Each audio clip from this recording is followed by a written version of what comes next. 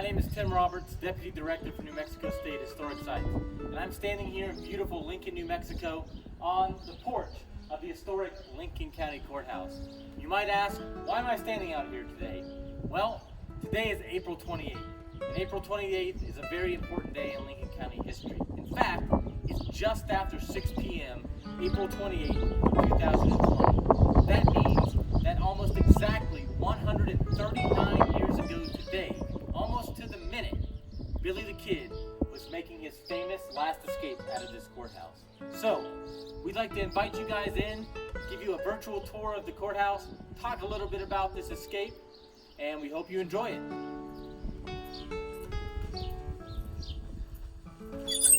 All right.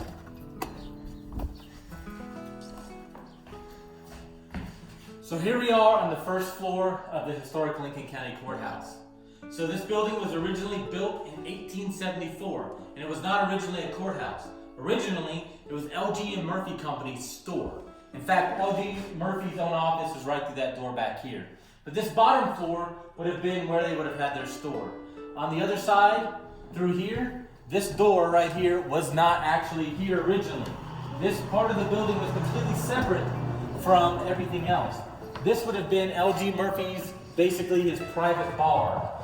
So they would have had pool tables and a bar in here. This would have been the clubhouse, so to speak, for all of the people that worked for and served L.G. Murphy. Later, when this became a courthouse, the sheriff's office was in here for a short amount of time, so now we have an exhibit dedicated to the Lincoln County Sheriff's Office.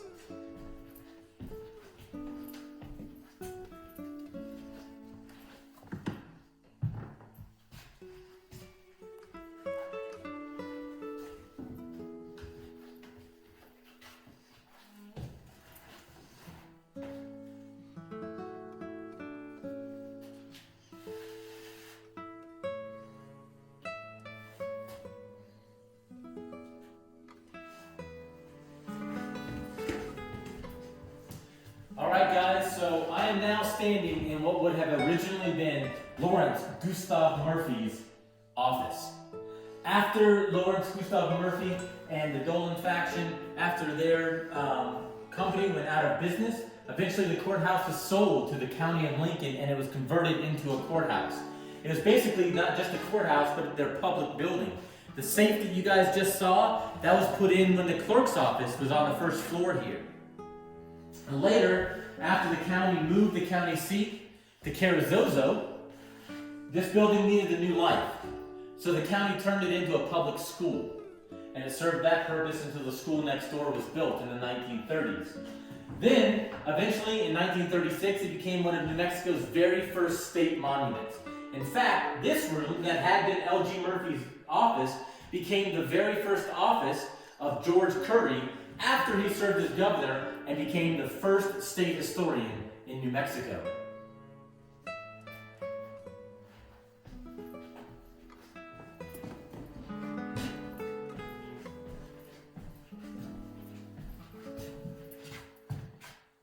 So today being April 28th, the real reason we're here is this young gentleman right here, Mr. Henry McCarty, alias William H. Bonney, alias Billy the Kid. Billy the Kid, besides being a combatant in the Lincoln County War, was brought here in 1881 to be executed for murder. He had been tried in Mesilla for the 1878 murder of Sheriff William Brady on the streets of Lincoln just outside. He was sentenced on April 13th to be hung by the neck until dead. He was brought back to Lincoln County. Sheriff Pat Garrett took control of Billy over at Fort Stanton, brought him back here to this courthouse on April 21st. And it was only 7 days later, 1 week later, that Billy decided that it was his time to make his move and make his final escape from the Lincoln County Courthouse. On April 21st, 1881, when Billy the Kid was brought back to Lincoln for execution, there was not even a jail in this courthouse. So, Pat Garrett had him confined to this room in the second story northeast corner of the building. The only two pieces of furniture that were in this room were a card table and a bed. Billy spent his days shackled to the floor, being guarded over by Bob Bollinger and J.W. Bell. It's also been said that J.W. Bell and Billy actually kind of grew a little small friendship to the point where they played cards together while Billy was waiting to be executed. This room, directly across the hall from Pat Garrett's office, would have been where the other 5 prisoners that were here in the courthouse would have been confined. And it was from here that they left about 6 p.m. with Bob Bollinger to go across the street to Sam Wortley's restaurant to get dinner. So, 6 p.m., April 28th, 1881. Billy the Kid is being held upstairs. Bob Bollinger takes 5 other prisoners across to the restaurant owned by Sam Wortley. James W. Bell is holding Billy and keeping him guard.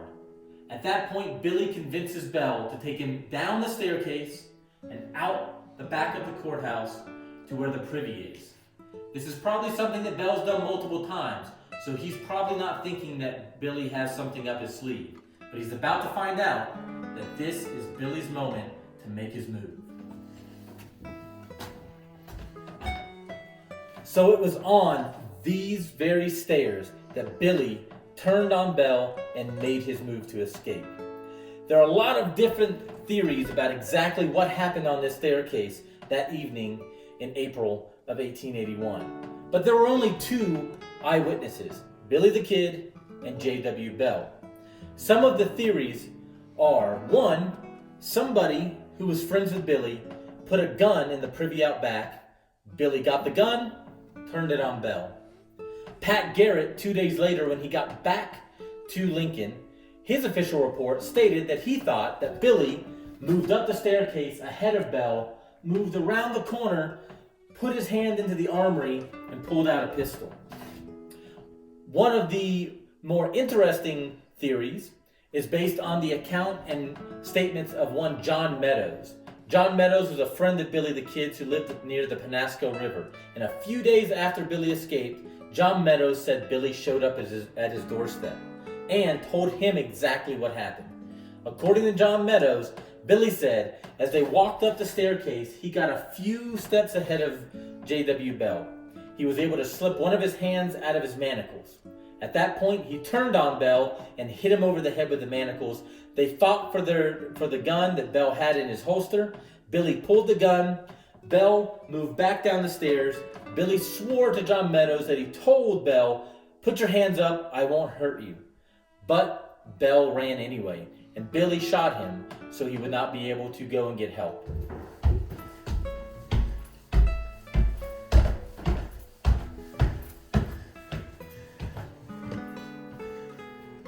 So, after Billy assaulted J.W. Bell on the staircase, he immediately came to this room, the armory, where all of the extra weapons, including those confiscated from the other prisoners, were.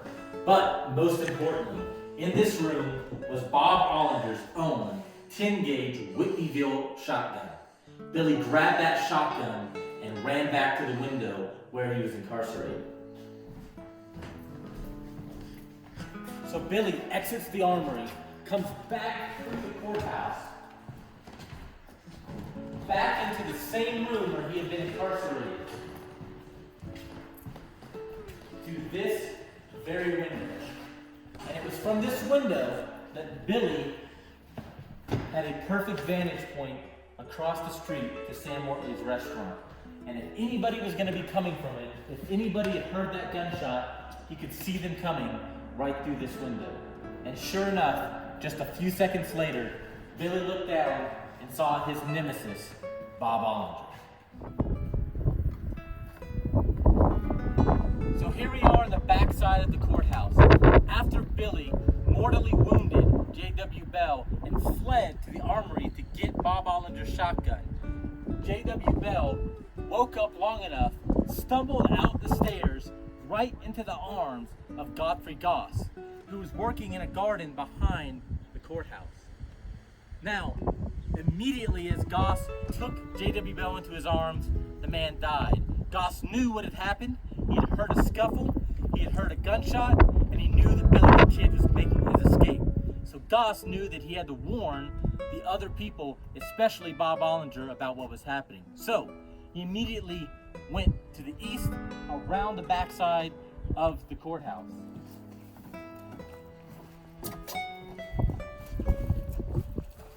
Now at this time, there was a corral on the backside and on the east side of the courthouse. So Goss would have had to come through a gate. And as he came through the gate, about the same time that he was walking here, he saw Bob Ollinger, who had also heard the gunshot coming from across the street at the Wortley Restaurant and Hotel, making his way over here. There was another gate coming into this area on the north side of the courthouse. The two met somewhere right in this area. Goss himself said that it was right near the door to Ben Ellis's office, which would have been right here. Just about the time that they got to within a couple of yards of each other, Goss had enough time to tell Bob Ollinger, the kid has killed Bell. And at that point, Ollinger looked up to the window to see his old nemesis staring at him with his own shotgun. Legends say that Billy said something to Bob Ollinger. We're not sure if he did or if he did what he said. What we do know is Billy did not hesitate, and he gave Bob both barrels of his own shotgun, killing him instantly.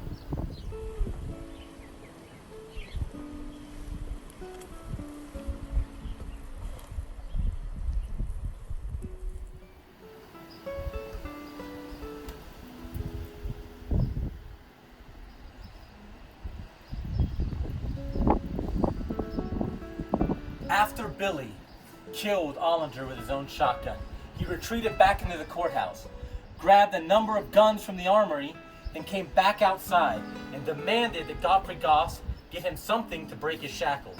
Goss threw him up a small miner's pick. He also told Godfrey Goss that he needed a horse.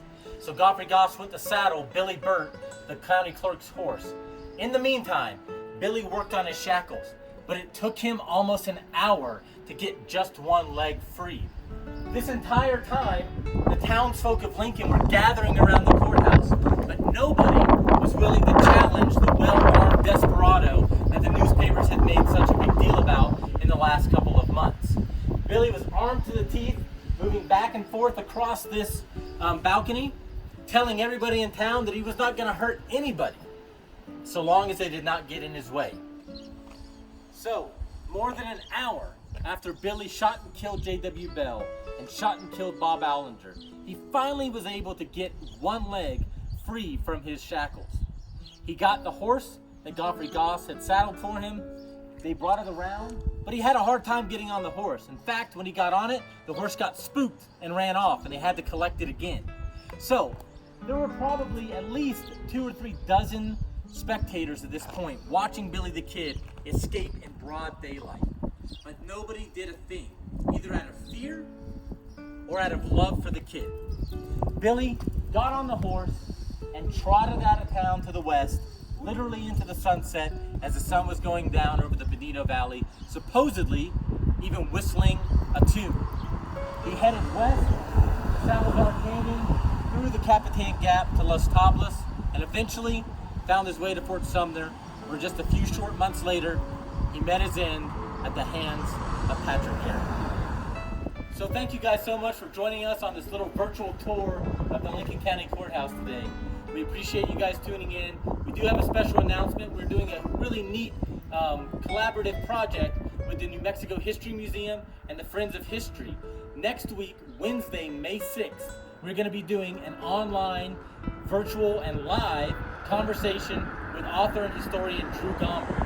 And at that point, you can ask questions about Billy the Kid, about the Lincoln County War, about the courthouse, and anything else you can think about. So, thank you for tuning in on this anniversary, 139 years to the day that Billy the Kid broke out of this courthouse and became the legend that he is today.